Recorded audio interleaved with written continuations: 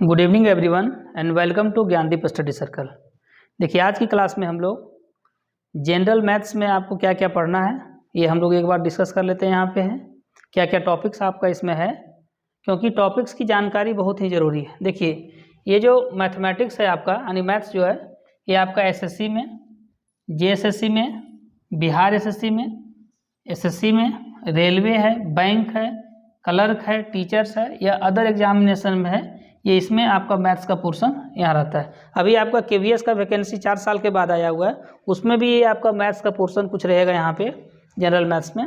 देखिए यहाँ पे जनरली मैथ्स जो है, मैथ्स में हम लोग जो टॉपिक्स पढ़ रहे हैं ये क्वांट पढ़ेंगे।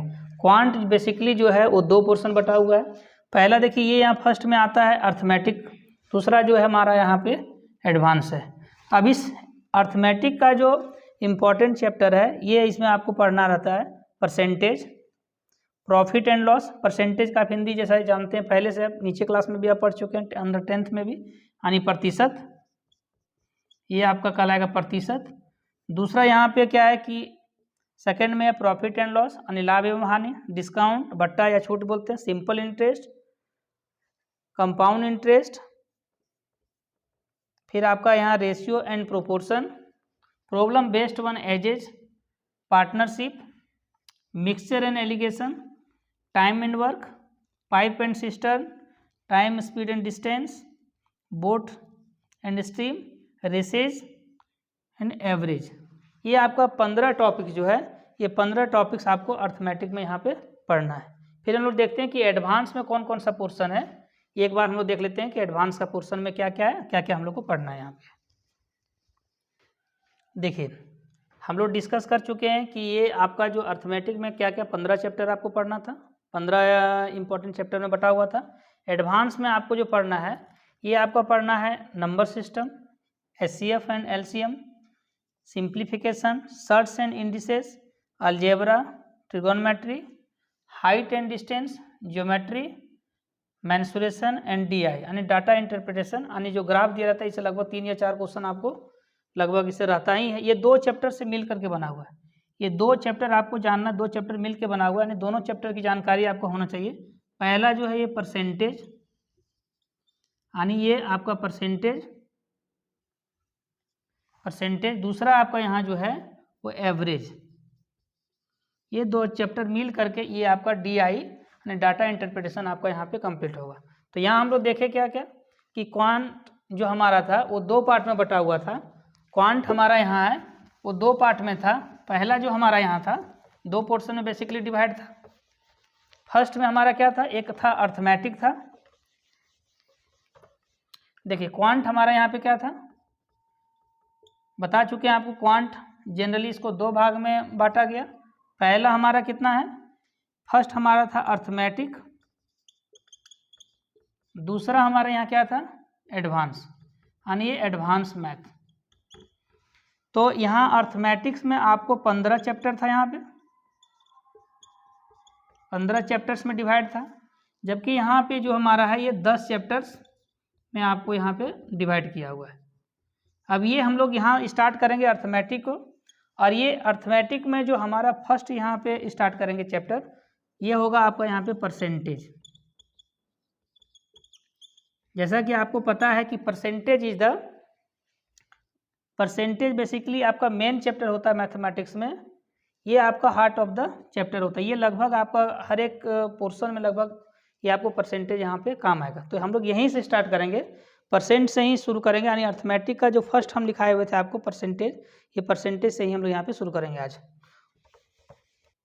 देखिए अर्थमेटिक का जो फर्स्ट हमारा चैप्टर था यहाँ पे ये था परसेंटेज, हिंदी में इसको प्रतिशत बोला जाता है।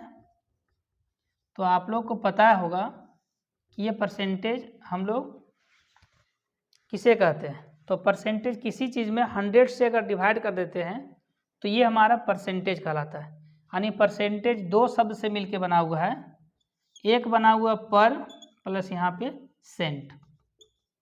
पर का मतलब होता है हम डिवाइड करते हैं यहाँ सिंपल में 100 से 1/100, यानी सिंपल में क्या हुआ कि परसेंट का हम यहाँ बोल सकते हैं एग्जैक्ट में कि आउट ऑफ 100। किसी चीज़ को अगर 100 में हम यहाँ देखते हैं तो ये कहलाता है हमारा परसेंट। सिंपली में इसको 1/100, ये हमारा यहाँ पे परसेंट, ये परसेंटेज का सिंबल है। ये पहले से भी आप लोग यहाँ से जान रहे हैं। देखिए 1/100 यानी परसेंट, या सिंपली हम लोग बोल सकते हैं परसेंटेज को अगर डिफाइन करना है कि fraction whose every denominator is 100। अगर किसी भी फ्रैक्शन का अगर डिनोमिनेटर 100 अगर हो तो हम इसे बोल सकते हैं, ऐसे फ्रैक्शन को हम यहाँ पे परसेंटेज यहाँ पे बोल सकते हैं। तो कुछ यहाँ पे क्या है कि हम लोग सिंपल में अगर मान लेते हैं कि ये 7% है, तो 7% का मीनिंग क्या हो गया कि 7/100 हो गया। यहाँ पे 7% को क्या लिखेंगे, 7/100, यानी सिंपली हम बोल सकते हैं 7 आउट ऑफ 100, यानी 100 में 7 हम बोलेंगे। यहाँ पे प्रतिशत को आपको बता चुके हैं कि प्रतिशत का जो सिंबल होता है ये होता है आपका यहाँ परसेंटेज का, इसका कोई यूनिट नहीं होता यहाँ पे। यहाँ परसेंटेज की जानकारी के लिए हमको कुछ यहाँ पे पर इम्पोर्टेंट जो परसेंट है उसको हम लोग अगर याद कर लेते हैं तो हम लोग को ज़्यादा बेनिफिट होता है। जैसे मान लेते हैं कि अगर ये 1% है, 1 दिया हुआ है, अगर हम लोग 1 लिखते हैं, 1 को अगर परसेंट में बोलना है तो ये आपका कितना होगा, ये 100% हो जाएगा। यहाँ पे 2 अगर यहाँ पे है तो ये आपका कितना होगा, 200% होगा। यहाँ पे 3 है तो ये आपका 300% होगा यहाँ पे, क्योंकि ऑलरेडी आपको पता है कि 1/100 इक्वल टू ये परसेंट के इक्वल में होता है। यानी यहाँ से आप निकाल सकते हैं कि 1 इक्वल टू कितना हो गया, ये 100% हो गया। यहाँ पे 1 2 3 ये इस तरह से बहुत और भी नंबर अगर लेते हैं, अगर मान लेते हैं 5 का लिए तो 5 ये हमारा हो जाएगा 500% होगा। और भी यहाँ जो हम लोग लेते हैं, अगर ये तो अभी होल नंबर में है, अगर ये फ्रैक्शनल नंबर में अगर हो तो फ्रैक्शनल नंबर को भी हम लोग देखते हैं कि ये हम आपका कुछ इम्पॉर्टेंट जो यहाँ पे देखिए, कुछ इम्पॉर्टेंट आपको यहाँ परसेंट को याद रखना यहाँ पे है, ये याद करके रखिएगा तो बनाने में आपको शायद बना जल्दी आ पाइएगा। ये 1 को आप 100% होता है, 2 सिंपल में लिखा हुआ तो 200%, 5 को 500%, 1/2 दिया हुआ है तो ये 50% हो जाएगा, 1/4 है ये 25% है, 1/5 है तो ये 20% है, 1/8 है तो 12 होल 1/2% होगा। यहाँ पे 1/3 है तो 33 होल 1/3% या 33.33% होगा। यहाँ पे 1/6 अगर है इसका तो ये 16 होल 2/3% है। यहाँ पे 1/7 है तो 14 होल 2/7% है, 1/9 है तो 11 होल 1/9% होगा। यहाँ पे 1/11 है तो 9 होल 1/11% होगा, 1/9 को 11 होल 1/9% है। ये यहाँ पे कन्फ्यूजन नहीं करना है, ये दोनों में कन्फ्यूज ज़्यादा होता है। तो यहाँ आपको क्या करना है कि ये जो नंबर दिया था, नंबर को हम परसेंटेज में यहाँ पे निकाल पा रहे थे। सिंपल में यहाँ पे हम लोग निकालेंगे कैसे, अगर मान लेते हैं कि आपको याद नहीं रहता है, सपोज कर लिए कि 1/2 आपका यहाँ पे ये दिया हुआ, ठीक है, तो ये 1/2 को अगर परसेंट में करना है तो सिंपली हम लोग क्या करेंगे, 100 से यहाँ पे मल्टीप्लाई कर देंगे।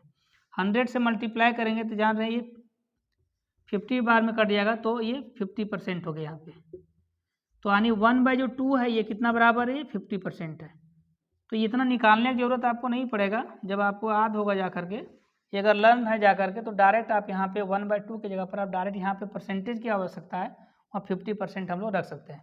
अब हम लोग ये देखेंगे कि अगर यहाँ पे हम लोग क्या देखें कि यहाँ नंबर दिया हुआ था, अगर ये नंबर दिया चाहे फ्रैक्शनल नंबर हो चाहे होल नंबर हो, इसका हम लोग परसेंटेज में कैसे कन्वर्ट करते हैं, ये हम लोग कुछ यहाँ पे डायरेक्ट इसको याद कर लेंगे तो ज़्यादा बेहतर होगा। यहाँ अभी हम लोग देखेंगे कि कुछ परसेंटेज हमारा रहेगा, उस परसेंटेज से कन्वर्ट करेंगे फ्रैक्शनल वैल्यू या होल नंबर में क्या उसका वैल्यू होता है, ये हम लोग यहाँ पे याद करेंगे। अगर देखिए अगर ये परसेंट में दिया हुआ हो, वहाँ हम लोग पीछे में क्या देखें कि देखें कि ये हमारा नंबर में था और ये परसेंट में कन्वर्ट करना था, तो वहाँ पे हम क्या कर रहे थे कि ये हम लोग सिंपल में ये मल्टीप्लाई कर रहे थे, 100 से मल्टीप्लाई जब किए हुए थे तो ये हम लोग परसेंटेज में चेंज कर रहे थे। लेकिन जब भी अगर हमारा परसेंट में हो और हमको कन्वर्ट करना हो, फ्रैक्शनल वैल्यू निकालना हो या होल नंबर में निकालना हो, तो सिंपल हम क्या करेंगे, यहाँ पे 100 से डिवाइड करेंगे, 100 से डिवाइड करके इसका वैल्यू को निकाल लेंगे हम लोग।